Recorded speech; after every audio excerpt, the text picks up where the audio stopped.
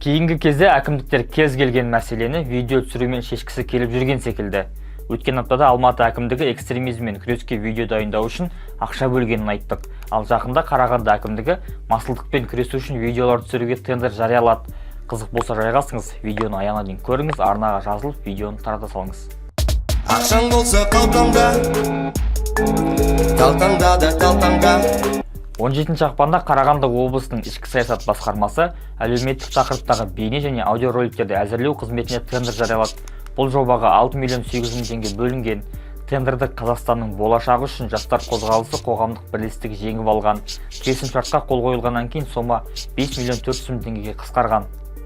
Техникалық сипаттамаға сәйкес бұл мемлекеттік сатып алымның мақсаты қоғамдық санада іргелі рухани адамгершілік, дәстүрлі құндылықты нығайту және қоғамдағы біріктіруге бағытталған ақпараттық саясат жүргізу. Бұл мақсатқа жету үшін 20 бейнеролик пен 20 аудиоролик әзірленбек. Контенттер қазақ және орыс тілінде болуға тиіс. Жоба 2025 жылдың 30 қарашасына дейін аяқталады. Дайын өнім жастардың жұмыс істеуге ынтасын арттыруға, заңға бағына отырып бірлікте өмір сүру қағидаты негізінде ұлтаралық қатынастарды үйлестіруге және масылдықпен күресуге бағытталмақ. Әр контент 1 минуттан аспайды, оларды кемінде 70 мың жазылушысы бар өңірлік парақшаларда және жергілікті телеарналардың бірінде көрсету жоспарланған. Әдеттегідей барлық жұмыс тапсырыс берушімен келісіледі. Осы хабарландыруда тағы бір лот қарастырылған, оның құны 2 миллион 400 мың теңге.